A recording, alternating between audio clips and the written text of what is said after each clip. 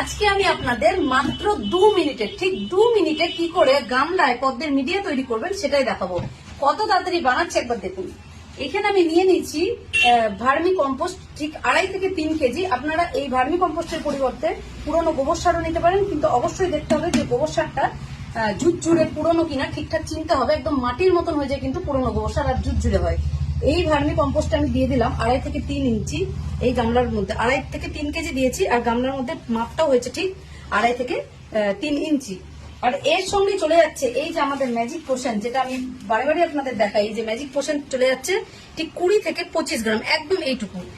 এই ম্যাজিক পোশনেরই খেলা শুরু হবে ঠিক গাছ বসানোর কয়েকদিনের মধ্যেই, আপনারা সেটা দেখতে পাবেন। এইটাকে আমি ভালো করে এরকম করে মিশিয়ে দেবো এই ভার্মি কম্পোস্টের সাথে।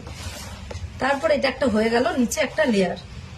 এর ওপরে আমি দিয়ে দেবো একদম ঝুরঝুরে ফ্রেশ মাটি। এই মাটি আমাদের চালা বা কাদা করার কোনো প্রয়োজন পড়বে না, একদম ফ্রেশ মাঠের মাটি, সাদা মাটি দিয়ে দেবো মোটামুটি আরো 4 থেকে 5 ইঞ্চি। এরপর আমি এই মাটিটাকে ভালো করে সমান করে দিলাম। এটা একদম ঝুরঝুরে আছে, যে 2-1টা ডালা দেখতে পাচ্ছেন এইরকম, কোনো কিচ্ছু থাকবে না, একদম পুরো গুঁড়ো হয়েছে, কোনো পাথর কাপড় কিচ্ছু নেই।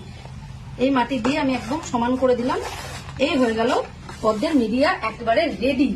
আপনারা দেখতে পাচ্ছেন জলটা ইতিমধ্যেই এই যে ভরছে মাটির মধ্যে, অথচ কিন্তু কোনো ঘোলা ভাব নেই।